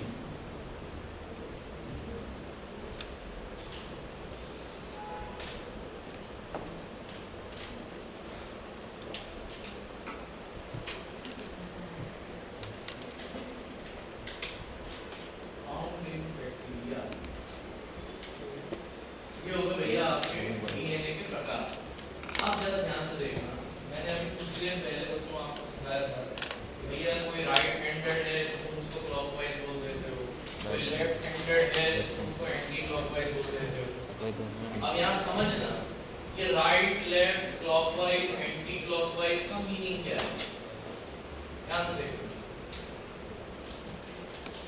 यहाँ तुम्हारी मदद लेफ्ट और राइट से ज्यादा क्लॉकवाइज और एंटी क्लॉकवाइज करेगा डायरेक्शन, समझ लें। आधे से ज्यादा लोग इस कॉन्सेप्ट को इसलिए नहीं समझ पाते हैं क्योंकि वो राइट हैंड और लेफ्ट हैंड में उलझ के रह जाएंगे। और ध्यान से देखो, डीएनए अगर डबल स्ट्रैंडेड है तो बहुत अच्छी बात है, लेकिन ध्यान रखना डबल स्ट्रैंडेड डीएनए में से ऐसा नहीं है। अगर तुम डबल स्ट्रैंडेड डीएनए को देखो, क्योंकि तुमने मेरे पिछली क्लास में जवाब दिया था याद है, वाटसन एंड डीएनए, लेकिन भाई साहब ये तो क्या बोल के गए थे, डीएनए ऐसा ना हो, डीएनए कैसा होता है, डीएनए का शेप जो होता है स्पाइरल शेप का होता है, हेलिकल शेप का होता है। देखने में आपको ऐसा लगेगा कि डीएनए इस डायरेक्शन में भी घूम सकता है डीएनए इस डायरेक्शन में क्यों चलता है। अब नॉर्मली लोगों को डायरेक्शन समझने में दिक्कत आती है। जैसे मैं एक एग्जांपल दूंगा, देख लेना, सीधा वाला नहीं बनाओ तो चलेगा। ये रहा आपका 3 डैश, ये हो जाएगा आपका 5, ये हो जाएगा 5 डैश, ये हो जाएगा आपका 3, और ये रहे इनके बीच में पाए जाने वाले। लेकिन सवाल ये नहीं है कि जो स्पाइरल स्टेयरकेस आप देखते हो ना कॉलेजों में या घरों में, स्पाइरल जैसे वो स्क्रू में जो वो बनी रहती है रिंग, आप उसको सीधा ना देखो, मतलब ऐसे ना देखो। मैं कह रहा हूँ एक स्पाइरल स्टेयरकेस है, उसको अगर सामने से देखोगे तो तुम उसका डायरेक्शन ना देखो। मैं आपसे कह रहा हूँ आप उसको टॉप व्यू से देखो, थोड़ा सा इमेजिनेशन करो। मैं आपसे कह रहा हूँ स्पाइरल स्टेयरकेस को जो कि आपको ऐसे दिख रहा है, उसको इमेजिन करो ऊपर से देखने में, तो क्या लगता है वो आपको स्पाइरल दिखेगा या सर्कुलर दिखेगा? सर्कुलर। यहाँ आपके सामने सर्कुलर डायरेक्शन आया, अब तो काम आसान हो जाएगा ना। अब सर्कल में क्या स्टार्ट, क्या एंड, क्या राइट, क्या लेफ्ट, सीधा सीधा कहाँ चले जाना था। अब सर्कल अगर चल रहा है, सर्कल अगर चल रहा है कुछ इस तरीके से चल रहा है, मतलब आपके नजरिए से बता, सर्कल अगर चल रहा है कुछ इस तरीके से चल रहा है, मतलब कैसा होगा, और अगर ऐसा चल रहा है तो कैसा होगा। बस ये चीज तुमको सामने से ना देख के कहां से देखना है, टॉप व्यू। बात आ रही समझ में? इसी चीज को जब आप टॉप व्यू से देखते हो, इसी चीज को जब आप टॉप व्यू से देखोगे तो आपको दिखाई देगा, ये ऐसा नहीं दिखेगा, ये ऐसा नहीं दिखाई देगा, आपको सिंपल ये सर्कुलर फॉर्म ही दिखाई देगा। अब इस सर्कल के डायरेक्शन को बस आप देख लो कि अगर ये सर्कल कह रहा है कि मैं ऐसा चल रहा हूं, देखो मतलब मैं किसको फॉलो कर रहा हूं। अगर मान के चलिए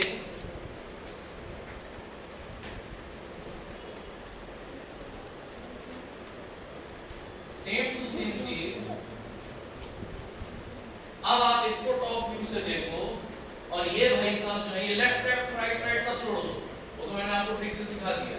अब ये ऐसे ना चल के जस्ट अपोजिट डायरेक्शन में चल रहे हैं, मतलब ये क्या फॉलो कर रहा होगा, बात समझ आ रही है क्या कहना चाह रहा हूँ। अगर हम ह्यूमन डीएनए की बात करें तो ह्यूमन हमेशा क्या होने चाहिए, राइट।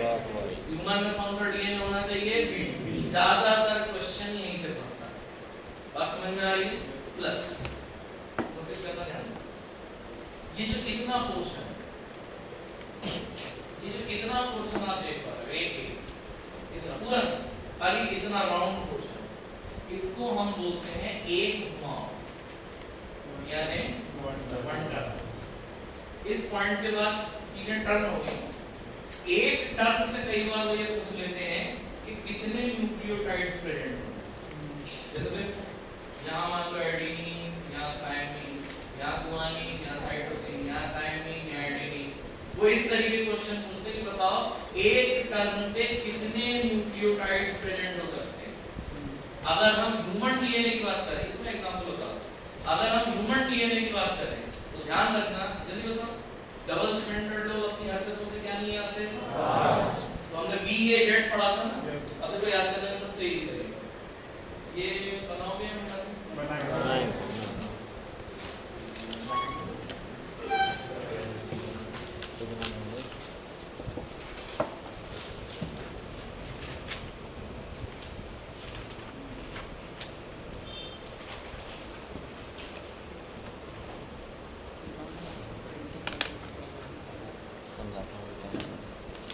सीधा घूमता है फिर बना लेंगे।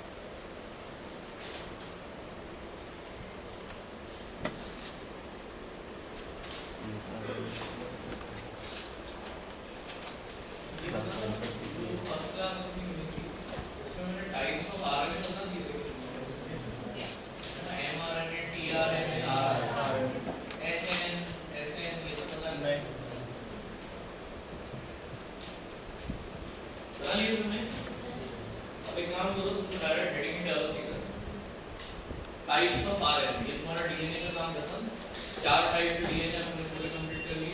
डायरेक्ट अब टाइप्स ऑफ आरएनए थोड़ा बहुत बचा तो देखते हैं, जब रिलेटेड टॉपिक आएगा तो बताते चलेंगे। ये चीज ध्यान रखना। अब ये समझ लो ना, अरे सर आपने डीएनए रेप्लिकेशन कराया, वो मैं कराऊंगा जब उससे रिलेटेड टॉपिक आएगा। सब हाइब्रिडोमा कब कराओगे?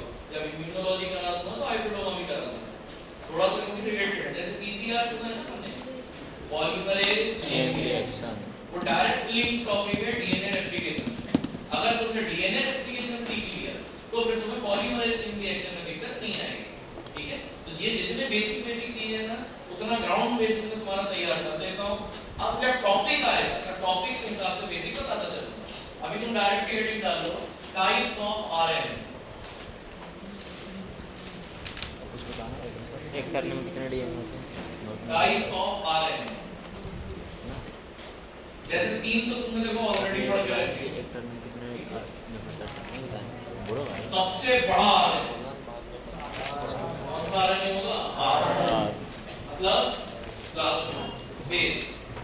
दूसरा स्टूडेंट्स मतलब एमआरएनए, और तीसरा सबसे पिछला मतलब पेयर। अब ये चीज तो फिर भी काम के आरएनए थे, आप लोग ने इनके बारे में सुन के रखा है। इनके अलावा भी आरएनए होते हैं, तो ध्यान रखना, कभी ये मत बोलना कि आरएनए हमेशा तीन टाइप के ही होंगे। अगर देखा जाए अकेले ह्यूमंस में 7 किस्म के आरएनए प्रेजेंट हो सकते हैं, और अगर आप दुनिया में देखोगे तो टोटल 8 किस्म के आरएनए होते हैं। अब ऐसे ध्यान रखना, जैसे तुमने पढ़ा आरआरएनए, राइबोसोमल मैसेंजर ट्रांसफर, हम लिखो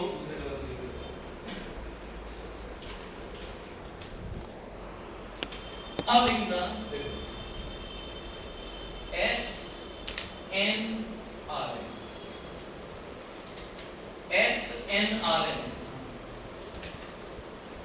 ध्यान रखना, आगे से ज्यादा पीछे नहीं करना, उसी नहीं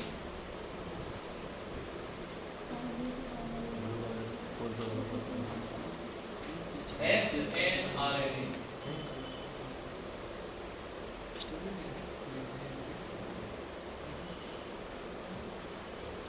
एसएनआरएनए। अब याद रखने का सबसे इजी तरीका देखो, सेल के अंदर की बात हो रही है। देखो इसका नाम लिख लेना सब न्यूक्लियर आरएनए, सब न्यूक्लियर आरएनए। टेंशन मत लेना, आराम से याद हो जाएगा, बस जैसे बता रहा हूं वैसे लिखते चलना। एसएनआरएनए मतलब सब न्यूक्लियर आरएनए, सब न्यूक्लियर।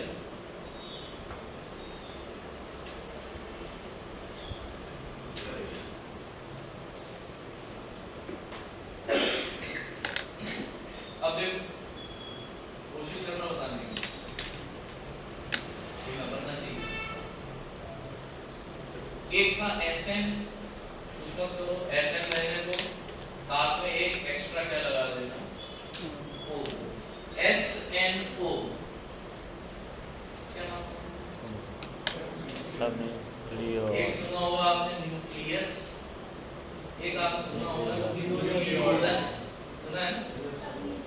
बिल्कुल सही। तुम्हें ध्यान रखना है, इसका नाम हो जाएगा सब न्यूक्लियोलर आरएनए।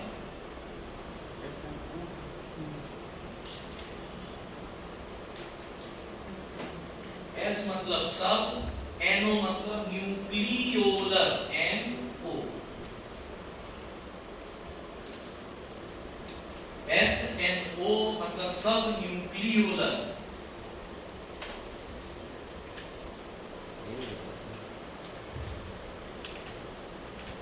ये हो गया एसएनओ आरएनए।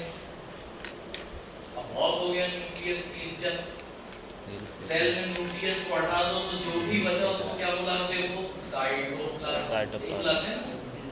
अब लिख लो भाई साहब एससीआरएनए, एससीआरएनए यानी कि सब साइटोप्लाज्मिक। कौन सी बड़ी बात है?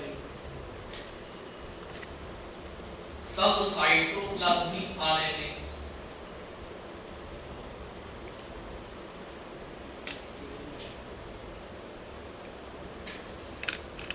एसएन मतलब न्यूक्लियर, SNO मतलब न्यूक्लियोलर, SC मतलब सबसाइटोप्लाज्मिक। ये हो गया 6 टाइप। अब ह्यूमंस में लास्ट टाइप का जो आरएनए बचता है इसको बुलाया जाता है HNRNA। अब N का मतलब तुरंत बता दो क्या होना चाहिए? न्यूक्लियर।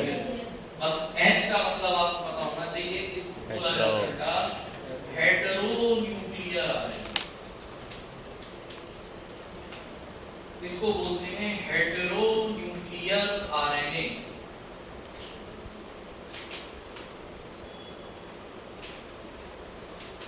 हेटेरोन्यूक्लियर RNA HN। अब इसमें तुम नोटिस कर लो आधे से ज्यादा में तो न्यूक्लियर ही है, बस एक में तुमको क्या पढ़ना है? न्यूक्लियोलर। और एक में क्या पढ़ना है? साइटोप्लाज्मिक। कोई बड़ी बात नहीं है। जहां S आए मतलब समझ जाना सब, जहां H आए मतलब हेटेरो, आराम से याद हो जाएगा। ये जो 7 टाइप के आरएनए हैं ये पाए जाते हैं ह्यूमंस के अंदर। ठीक है, all the above 7 RNAs, all the above 7 RNAs, all the above 7 RNAs are found in humans.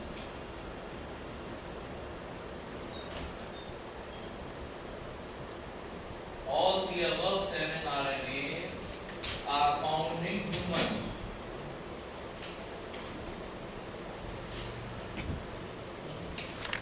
All 7 RNAs are found in human. ठीक है।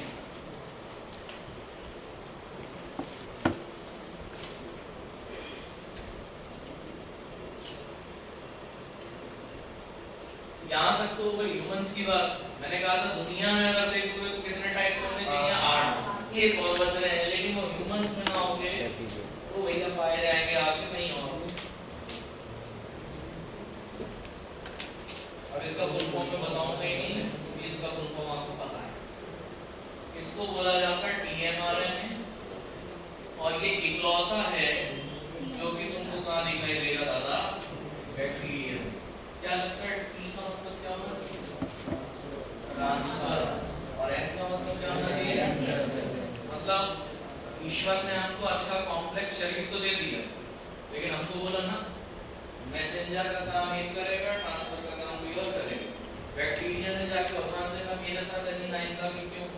बोलने का टेंशन मत लो, तुमको एक ही आरएनए दे देते हैं जो कि मैसेंजर का भी काम करेगा और टीचर का भी काम करेगा, यानी transfer messenger RNA. Transfer messenger RNA.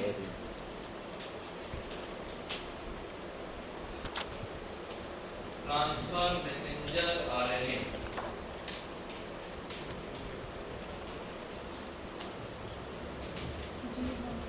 Transfer messenger RNA found in bacteria. Bacteria में सिर्फ एक ही रहता है सर? बैक्टीरिया में सिर्फ एक ही रहेगा? हाँ, बैक्टीरिया में तो और कुछ नहीं मिलेगा, ना आरआरएनए मिलेगा ना कुछ मिलेगा। आरआरएनए अगर होता है तो कुछ स्पेशल केस में होता है, जब हमको एंटीबायोटिक पढ़ोगे ना तो वहाँ तुमको दिखाई देगा। ये चीज मैं क्यों बता दे रहा हूँ, क्योंकि ज्यादातर बैक्टीरिया में लोग आरआरएनए तो पढ़ लेते हैं। क्यों होता है ना, कौन से अमीनो ग्लाइकोसाइड जब आपको पढ़ोगे वो 50S 30S वो तो सब लोग चलो समझ नहीं जाते राइबोसोम, इसके बारे में कोई नहीं जानता। और जबकि राइबोसोमल आरएनए तो हमने भी पाया जाता, बस हमने वो है भैया वो 50-30 ना हो, वो 60-40 हो सकता है, कंबाइन होगा तो कुछ और हो जाएगा। कहने का मतलब ये है राइबोसोमल आरएनए क्योंकि कॉमन है, तो राइबोसोमल आरएनए तो हमने यही कंसीडर कर लिया, चाहे वो बैक्टीरिया में हो चाहे वो ह्यूमंस में हो। लेकिन अगर हम बात कर रहे हैं टीएमआरएनए तो ये ह्यूमंस में नहीं पाया जाएगा। बात समझ में आ रही है? अब आपको 5 मिनट का टाइम दे रहा हूँ, जितना पढ़ाया है 5 मिनट में फटाफट से रिवाइज कर लो। पीछे से रिवाइज कर, पीछे से रिवाइज कर, पीछे से रिवाइज कर, कनेक्ट करते चलो। स्टार्टिंग से मत कर, पीछे से। हमेशा लास्ट पॉइंट जहाँ छोड़ा है वहां से रिवर्स जाके रिवीजन कर रहा था। कौन सा 10-11 बार BAZ 10-11 इसलिए नहीं बता रहा था, मैं चाह रहा था कि तुमको रेप्लिकेशन में बताऊंगा। टोपो आइसोमरेज क्या होगा? टोपो आइसोमरेज ही घुमाता है, ठीक है, वो नेगेटिव सुपरवाइल को कट करेगा, तब होगा। आपने पूछा तो नहीं पता। सर वो क्वेश्चन में बोल रहे थे कि एक साल में कितने न्यूक्लियोटाइड्स रहते हैं? 3 ये काम करते हैं टर्म में सर। टर्म पे, हाँ भाई 10 11 12 PAZ 10 11 12 ऐसा। ये मैं इसलिए नहीं बता रहा था भाई ने कोई क्वेश्चन पूछा था, मैं चाह रहा था कि जब तुम्हें कॉइलिंग बताऊंगा ना डीएनए की, जब सुपर कॉइलिंग होती है, सुना होगा ना, डीएनए टोपो आइसोमरेज आता है, सुपर कॉइलिंग को निक करता है, तब समझना। इसलिए भी कह रहा हूं रुक जाओ, आपने पूछा तो बोल दिया मैंने 10 11 12, लेकिन वो स्टॉप में इसलिए करते हैं।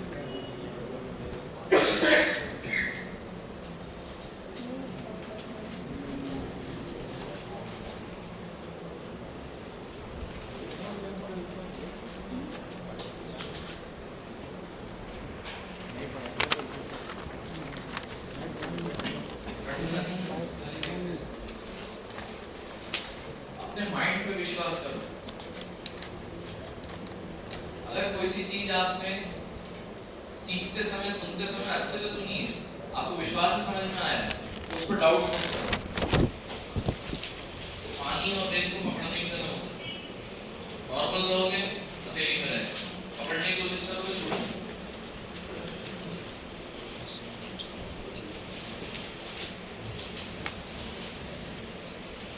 2 मिनट्स जल्दी।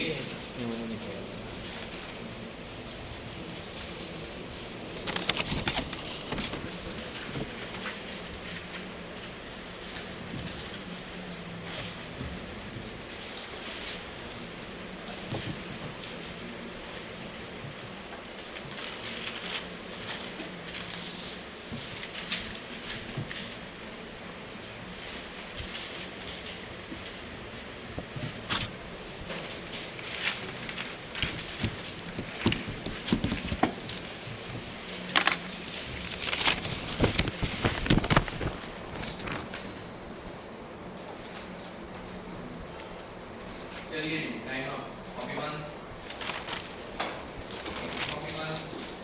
मान लीजिए जीवन में कभी क्या ना करना रोना और ये डीएनए कितने टाइप के पड़े थे पढ़ने? दो नहीं, 4, सिंगल, डबल, ट्रिपल और क्वाड्रेट। ह्यूमंस में कौन सा नहीं पाया जाएगा? क्योंकि अगर ट्रिपल स्ट्रैंडेड डीएनए आया तो डीएनए नॉर्मल ना होके क्या हो जाएगा? अगर हम बात करें single stranded DNA, single stranded DNA nucleus के अंदर या बाहर? सेल के अंदर या बाहर? इस वजह से नाम क्या पड़ा? Extra cellular. एक्स्ट्रा सेल्यूलर नाम क्या था?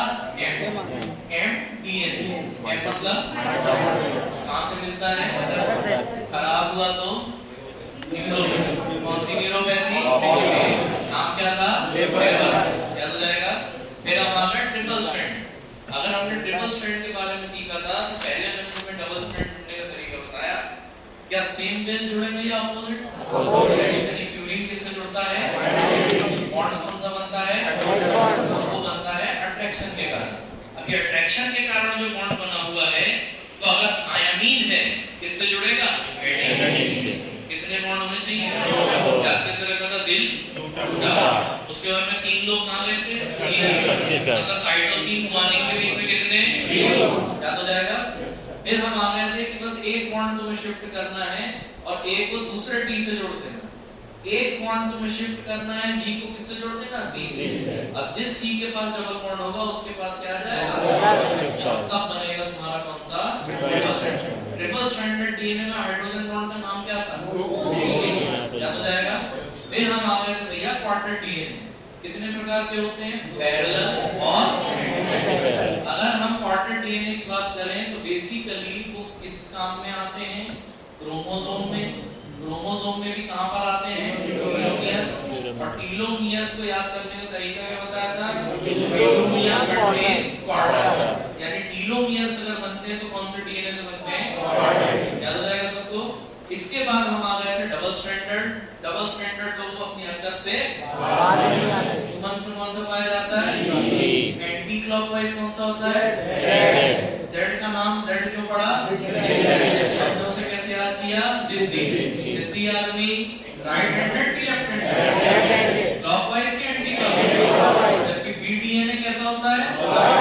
क्लॉकवाइज मतलब राइट हैंडेड। याद हो जाएगा सबको? फिर हम आ गए थे अगर बैक्टीरिया में पाया जाएगा तो कौन सा DNA पाया जाएगा? B और Z। A और Z। ह्यूमंस में कौन सा था? B। याद हो गया? फिर हम आ गए थे RNA।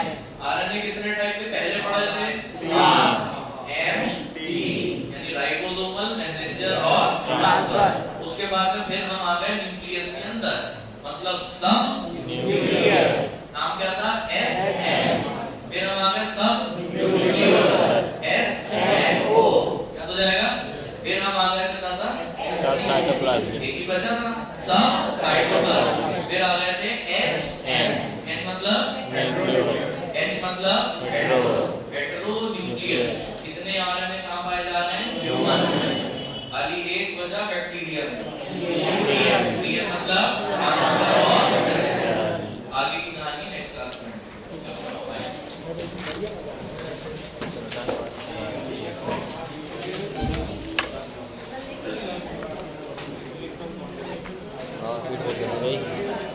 कुछ इधर इधर मारो कैसा सर मुझे खा लेना है इसमें कौन सा आ रहा है? सर मैंने देखो इसमें 2 आ रहे हैं। नहीं ना मुझे